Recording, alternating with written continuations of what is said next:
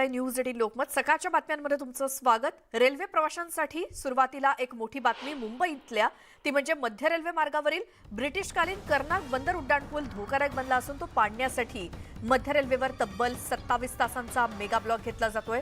CSMT ते मस्जिद बंदर रेल्वे स्थानकादरम्यान धोकादायक कर्नाक उड्डाणपुलाचं पाडकाम सुरू करण्यात आलंय आणि हे पाडकाम 29 नोव्हेंबरच्या मध्यरात्री 2 वाजेपर्यंत चालणार आहे। या काळात सीएसएमटी ते भायखळा आणि वडाळा दरम्यानची उपनगरीय सेवा बंद ठेवली जाणार आहे। त्यामुळे कसारा आणि खोपोली येथून येणाऱ्या लोकल या भायखळा, परेल आणि दादर ते कुर्लापर्यंत चालवण्यात येतील आणि तिथूनच लोकल सोडण्यात येतील। या कामानिमित्तानं मध्य रेल्वे मुख्य आणि हार्बर मार्गावरील 1096 लोकल फेऱ्या रद्द करण्यात आल्यात, तर हार्बरवरती पनवेल येथून येणाऱ्या लोकल या वडाळ्यापर्यंत चालवण्यात येतील आणि तिथूनच पुन्हा डाऊन दिशेला सुटतील। या काळात काही लोकल फेऱ्या रद्द केल्या जाणार आहेत, तर वातानुकूलित लोकल फेऱ्या उपलब्ध नसतील अशी माहिती मध्य रेल्वेकडून देण्यात आली आहे। ब्रिटिशकालीन मुंबईतील सगळ्यात जुना कर्नाल ब्रिज हा पाडण्यात येतो आणि त्यासाठी तब्बल 27 तासांचा मेगा ब्लॉक रेल्वेने घेतलेला आहे।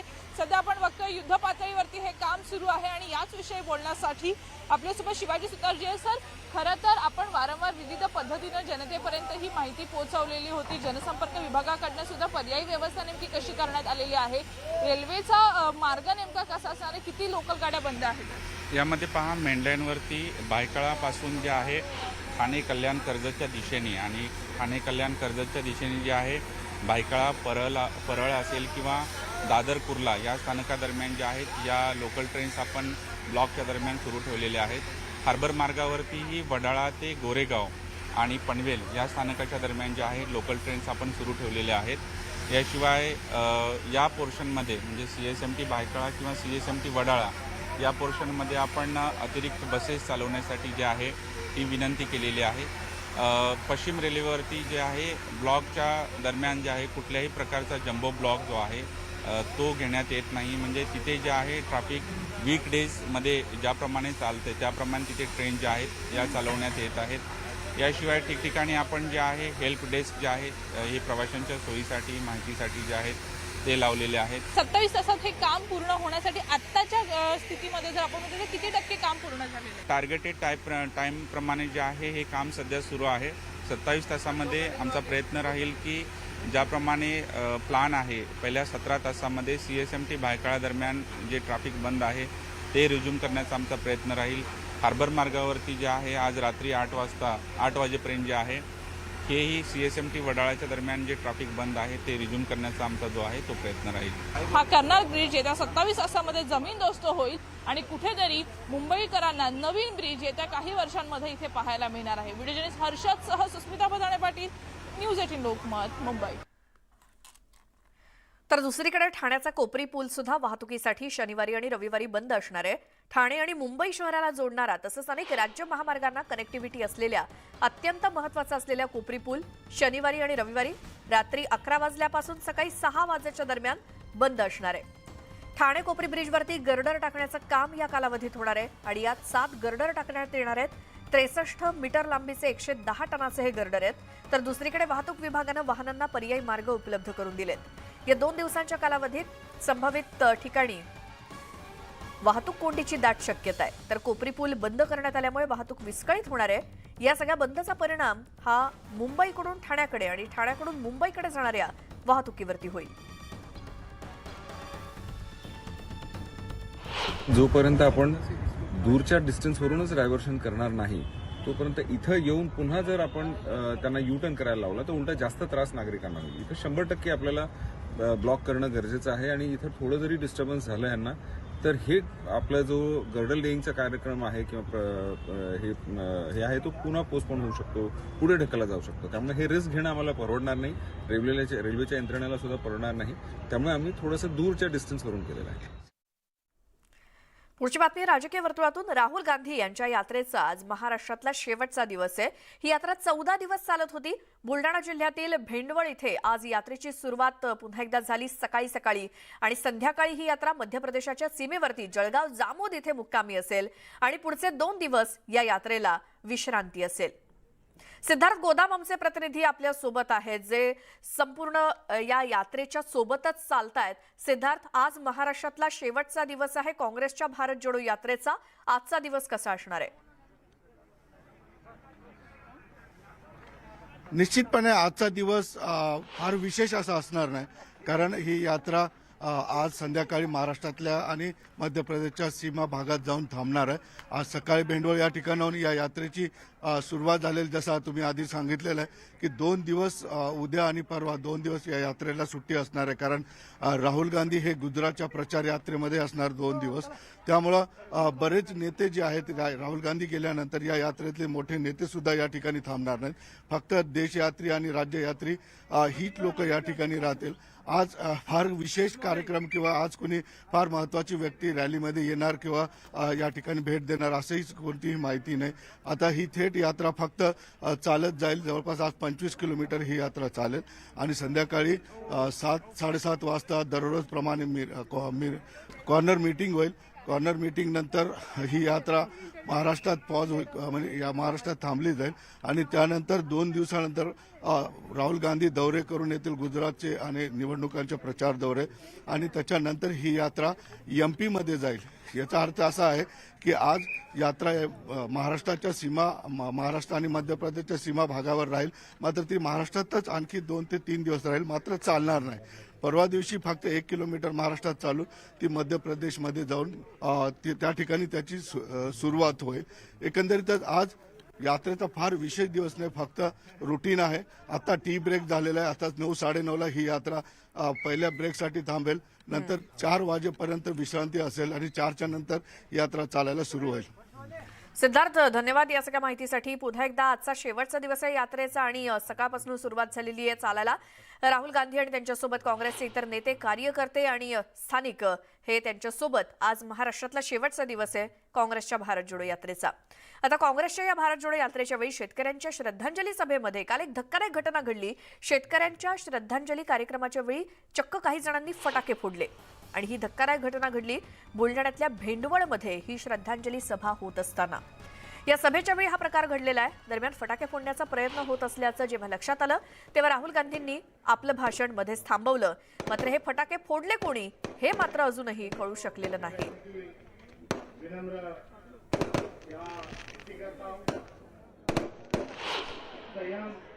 ये आज जो उन्होंने किया है, जब हम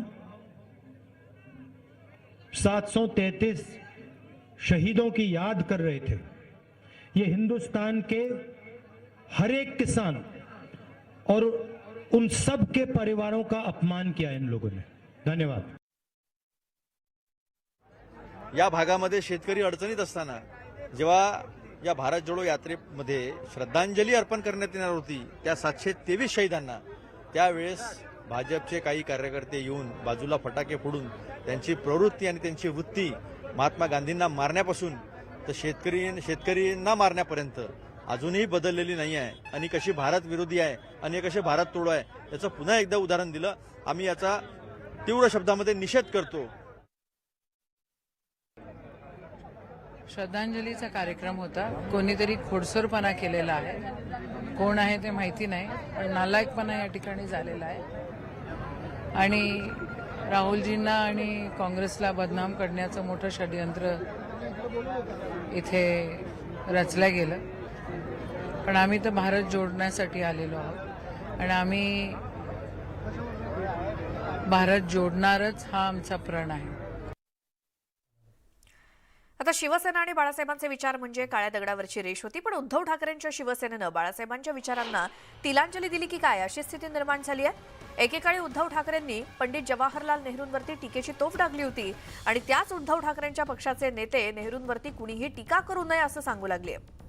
उद्धव ठाकरेंची ही बदललेली भूमिका शिवसैनिकांना मान्य आहे का असा सवाल आता सामान्य शिवसैनिकांमधून विचारला जातोय. उद्धव ठाकरेंनी 5 वर्षांपूर्वी पंडित नेहरूंवरती टीका करताना त्यांना दिलेल्या चाचा नेहरू या पदवीवर सुद्धा प्रश्नचिन्ह निर्माण केलं होतं. आता उद्धव ठाकरेंचे खास असलेले संजय राऊत पंडित नेहरू महान असल्याचं सांगू लागलेत. पंडित नेहरूंवरती कुणीही टीका करू नये अशी भूमिका संजय राऊत मांडू लागलेत. तर संजय राऊतांची ही भूमिका उद्धव ठाकरेंना तरी मान्य आहे का, असाच प्रश्न निर्माण झालाय.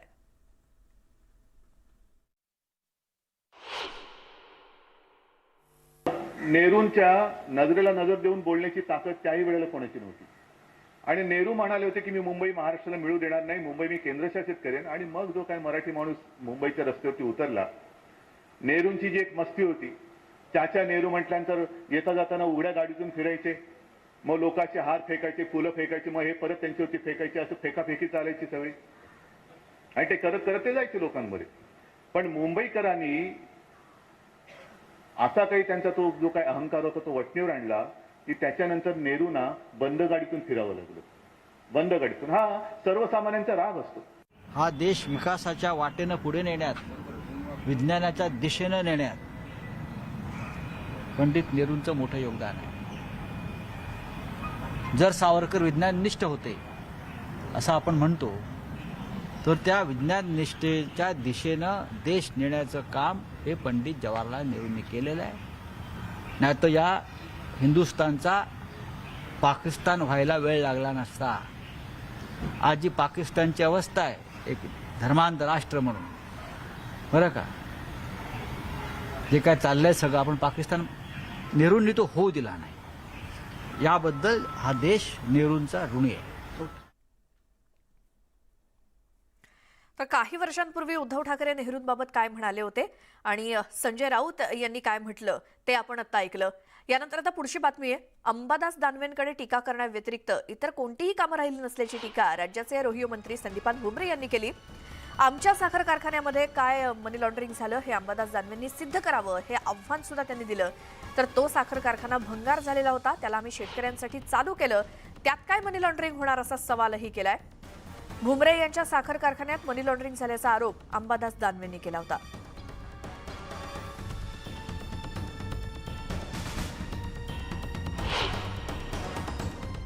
तुम्ही शरद सहकारी साखर कारखाना चालवता, कशा पद्धतीने चालवता आम्हाला माहिती आहे. कोणाला चालवायला दिलेला नसताना सुद्धा मनी लॉन्ड्रिंगचा प्रकार या कारखान्यातून चालू आहे. निश्चित याचे पुरावे काही दिवसात बाहेर येतील. मनी लॉन्ड्रिंग सारखा प्रकार शरद सहकारी साखर कारखान्यात चालू आहे.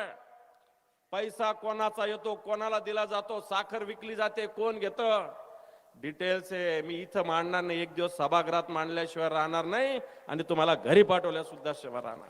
अंबादासला भुमरेशिवाय दुसरा कोणी दिसत नाही. त्याच्यामुळं आणि त्याला उद्धव साहेबाला दाखवावं लागतं की आम्ही असा विरोध केला, तसा विरोध केला, आणि त्याचं कामाचे विरोध करायचे. त्याच्यामुळे तो भुमरेला चांगलं म्हणू शकत नाही काय. आणि मला अपेक्षा बी नाही की अंबादासनं मला चांगलं म्हणावं. विकासावर बोल म्हणा, अंबादासला म्हणा विकासावर बोल म्हणा, मग आपण चर्चा करू. हे असे आरोप करण्यात आणि काय मनी लॉन्ड्रिंग झाली त्यांना सिद्ध करून दाखवा. बाळासाहेबांची शिवसेना पक्षाचे प्रवक्ते नरेश म्हस्केंनी खासदार राजन विचारेंवरती जोरदार टीका केली आहे. राजन विचारे भयभीत झालेले असून त्यांना मच्छर चावला तरी तो मुख्यमंत्र्यांनीच पाठवला असं त्यांना वाटतं, असा टोला लगावण्यात आलाय. गेल्या काही दिवसात ठाण्यामध्ये बाळासाहेबांची शिवसेना आणि शिवसेना उद्धव बाळासाहेब ठाकरे पक्षाचे कार्यकर्ते आमने सामने आलेत आणि त्यावरून राजन विचारेंनी टीका केली होती आणि त्यालाच नरेश म्हस्केंनी जोरदार प्रत्युत्तर दिले. राजन विचारे आणि ही सर्व जी मंडळी आहेत ना, एवढे भयभीत झालेले आहेत, एवढे घाबरलेले आहेत, त्यांना स्वप्नातही मुख्यमंत्री दिसतात. त्यांना जर एखादा कुठे मच्छर चावला ना तरी ते मुख्यमंत्र्यांवरती आरोप करणार आहेत. हा मच्छर आहे ना मला चावण्याकरता मुख्यमंत्र्यांनी पाठवलेला आहे, त्यामुळे त्यांच्याकडे काय आम्ही लक्ष देत नाही आहेत. ते भयभीत झालेले आहेत. त्या ठिकाणी मुलांना योगेश जानकरच्या अंगावरती सोडलं आणि जेव्हा तिथला जमाव त्या मुलांच्या अंगावर आला त्यावेळी हे स्वतः खासदार रिक्षेतून पळालेले आहेत. सगळ्यांकडे फुटेज आहे ते, त्याच्यामुळे ते काय बोलतात त्याकडे आमचं लक्ष नाहीये. शिवसेना उद्धव बाळासाहेब ठाकरे पक्षाचे प्रमुख उद्धव ठाकरे आणि वंचित बहुजन आघाडीचे नेते प्रकाश आंबेडकर एकाच मंचावरती येत आहेत. प्रबोधनकार ठाकरे यांचं साहित्य आणि विचार वाचकांपर्यंत पोहोचवणाऱ्या अद्ययावत अशा प्रबोधनकार.com या वेबसाईटच्या लोकार्पणाच्या निमित्तानं हे दोघे एकाच मंचावरती येणार आहेत. या निमित्तानं नव्या राजकीय समीकरणाची जुळवाजुळव होण्याची शक्यता वर्तवली जाते. असं असताना 2 दिवसांपूर्वी मुख्यमंत्री एकनाथ शिंदे यांनी डॉक्टर बाबासाहेब आंबेडकर यांचं निवासस्थान असलेल्या राजगृह पाहणीच्या निमित्तानं प्रकाश आंबेडकरांची भेट घेतली होती आणि त्यावेळी या दोघांमध्ये विविध विषयांवरती चर्चा झाली होती. मात्र दोघांनी या भेटीतील राजकीय चर्चेचा स्पष्ट शब्दात नकार दिला किंवा इन्कार केला. या पार्श्वभूमीवर रविवारच्या कार्यक्रमात उद्धव ठाकरे आणि प्रकाश आंबेडकर काय भूमिका मांडतात याकडे राजकीय वर्तुळाचं लक्ष लागलंय.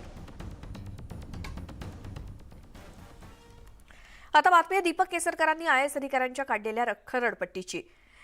भिवंडी तालुक्यातल्या काल्हेर गावातील जिल्हा परिषद शाळेमध्ये माझी ई शाळा डिजिटल साक्षर मिशन या कार्यक्रमाला राज्याचे शिक्षण मंत्री दीपक केसरकर उपस्थित होते आणि शालेय शिक्षण मंत्री केसरकरांचं भाषण सुरू असतानाच व्यासपीठावरती आयएस अधिकारी हे इतर अधिकाऱ्यांसोबत एकमेकांशी जोरजोरात चर्चा करत होते.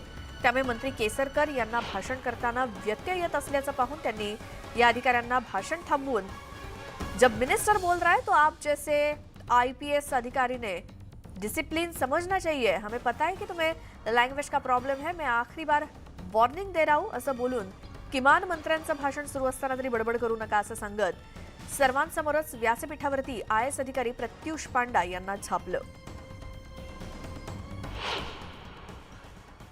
मैंने इसलिए नहीं आपको बोला कि आप कुछ बात कर रहे थे हमारे स्लो से, और जब मिनिस्टर बोलता है तो सीओ साहब आपको समझना चाहिए कि कौन सी डिसिप्लिन आपको भी फॉलो करना चाहिए. आप शायद आईएएस ऑफिसर रहेंगे, फिर भी आप ऑफिसर हैं और वो स्टेट गवर्नमेंट के ऑफिसर हैं. आइंदा ऐसी हरकत मैं कभी भी बर्दाश्त नहीं करूँगा, क्योंकि मैं एक सिंसियर मिनिस्टर हूँ और एक सिंसियर मिनिस्टर होने की वजह से मैं महाराष्ट्र को डिलीवर करना चाहता हूँ और बच्चों को डिलीवर करना चाहता हूँ, क्योंकि ये आने वाली पीढ़ी है जिसका जिम्मा हमारे ऊपर है. आता श्रद्धा वालकर हत्याकांड प्रकरणी आरोपी आफताबच्या चौकशीमध्ये रोज नवनवीन माहिती समोर येते आणि या संदर्भात आता एक नवीन माहिती समोर आली आहे ती म्हणजे श्रद्धाच्या जवळच्या मित्रमैत्रिणींची चौकशी करण्यात आली आहे. श्रद्धा हत्याकांड प्रकरणी दिल्ली पोलिसांनी वसईतल्या एकूण 4 जणांचा जबाब नोंदवलाय. गॉडविन रॉड्रिक्स आणि राहुल राय यांच्या व्यतिरिक्त श्रद्धाची मैत्रीण शिवानी म्हात्रे आणि तिच्या कंपनीतील मॅनेजर करण बहरी यांचा देखील जबाब नोंदवला गेलाय.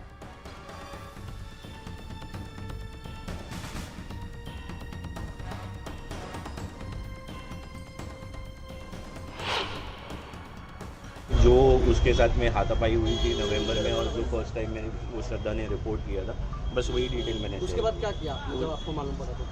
तब मैंने उसकी हेल्प की थी मेरे फ्रेंड के थ्रू, यहाँ पे पुलिस स्टेशन उसको भेजा गया था और हॉस्पिटलाइज. इधर बीच में क्या इसके पहले कभी श्रद्धा ने आपको बताया कि उसके, क्योंकि आप नहीं, उससे पहले मेरे को कोई जानकारी नहीं थी. मैं एक्चुअली ये सारी चीज़ें बोल चुका हूँ, मैंने कोई भी नई इन्फॉर्मेशन नहीं शेयर की. क्या वो फ्रेंड गॉडविन थे और राहुल राय जो था? हाँ, गॉडविन से मैंने बात की थी, गॉडविन ने हेल्प किया था पुलिस. श्रद्धा वालकर हत्याकांडानंतर महाराष्ट्र सरकार ॲक्शन मोडमध्ये आलंय. अशा पीडित महिलांचा डेटाबेस तयार करण्याचे आदेश पर्यटन मंत्री मंगलप्रभात लोढा यांनी महिला आयोगाला दिलेत आणि यासाठी एक विशेष टीम सुद्धा स्थापन करण्यात येणार आहे. ज्या मुली आपल्या पालकांशी भांडून घर सोडून दुसऱ्या मुलाशी लग्न करतील, अशा मुलींना लग्नानंतर काही त्रास झाला, अत्याचार झाले तर तिला आवश्यक ती सर्व मदत करण्यात येईल. सोबतच श्रद्धा वालकरचं प्रकरण एकमेव नसून महाराष्ट्रामध्ये अशी अनेक प्रकरणं असू शकतात आणि ही टीम अशा सर्व पीडित मुलींची माहिती गोळा करून त्यांना आवश्यक ती मदत करेल असं लोढा म्हणाले.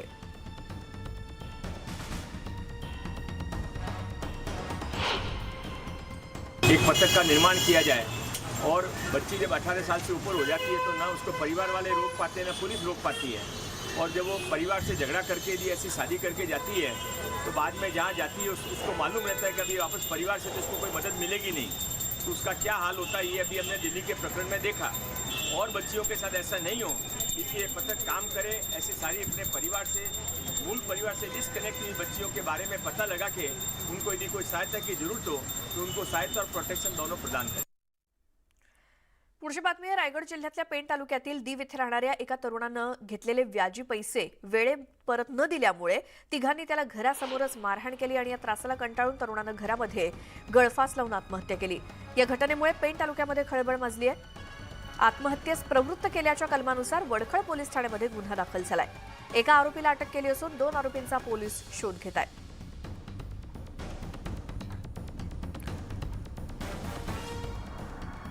उल्हासनगरच्या चौहान मूर्ती विक्री दुकानातून दिवसाढवळ्या मालकाची नजर चुकवून मोबाईल चोरी केल्याची घटना घडली आणि संपूर्ण घटना सीसीटीव्ही कॅमेरामध्ये कैद झाली आहे. उल्हासनगर कॅम्प क्रमांक 2च्या फर्निचर मार्केट लिंक रोडवरती चौहान मूर्ती नावाचं एक दुकान आहे आणि मूर्ती खरेदी करण्याच्या बहाण्यानं हा तरुण आला आणि दुकान मालकाची नजर चुकवून टेबलवरून मोबाईल त्यानं लंपास केला. त्याची ही हातचलाखी दुकानात लावलेल्या सीसीटीव्ही कॅमेरामध्ये कैद झाली.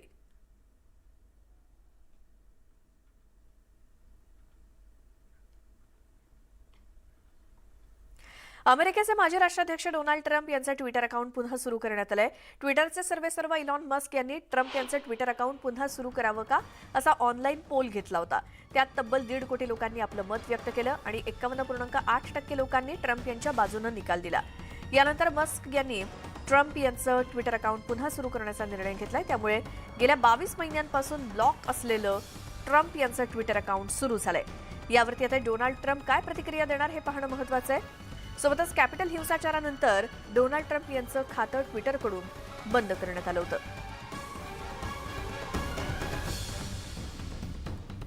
गोव्यामध्ये 53व्या भारतीय आंतरराष्ट्रीय चित्रपट महोत्सवाला सुरुवात झाली आजपासून. तर देशविदेशातील कलाकार, दिग्दर्शक आणि चित्रपटप्रेमींनी गोव्यामध्ये हजेरी लावली आहे. गोव्यातील प्रमुख चौकात तसंच राजधानी पणजी या ठिकाणी भव्य सजावट करण्यात आली आहे. आज श्याम मुखर्जी स्टेडियमवरती अभिनेता अजय देवगण, सुनील शेट्टी, प्रभुदेवा यांच्या उपस्थितीत महोत्सवाचा शुभारंभ होतोय. गोव्यात 20 ते 28 नोव्हेंबर या दरम्यान हा महोत्सव पार पडणार आहे.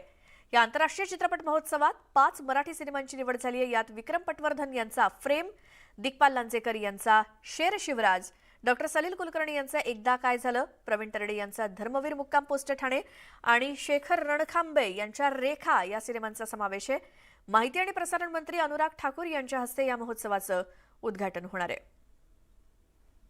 फॉर द पिग आयन के लिए उन्होंने पिग आयन के लिए भी बिलो 50% एक्सपोर्ट ड्यूटी लगाई थी. इससे गोवा से जो आयन और एक्सपोर्ट हो रहा था, पूरा एक्सपोर्ट बंद हो चुका था और यहाँ से कुछ ही माइनिंग एक्टिविटी नहीं चल सकती थी. खास करके गोवा का माइनिंग और इतने सालों से बिलो 58 ग्रेड माइनिंग एक्सपोर्ट